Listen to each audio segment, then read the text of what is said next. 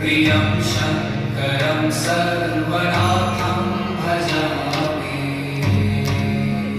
ಶಾರದೆಯೇ ನುಡಿಸಿದಂತಹ ವೀಣೆ ಅಂತ ಹೇಳಿದ್ರೆ ನಿಜವಾಗಿಯೂ ಈ 1956 ಅಂತ ಲೆಕ್ಕಾಗಲಿ ಎಷ್ಟು ವರ್ಷಗಳ ಕಾಲ ನಮ್ಮ ಪೂಜನೀಯ ಸ್ಥಾನದಲ್ಲಿ ಗೌರವಿಸ್ತಾ ಇದ್ದಾರೆ. ಅವರು ನುಡಿಸಿದಂತಹ ವೀಣೆ ಗೌರವ ಸಮರ್ಪಣೆಯಾಗಿದೆ.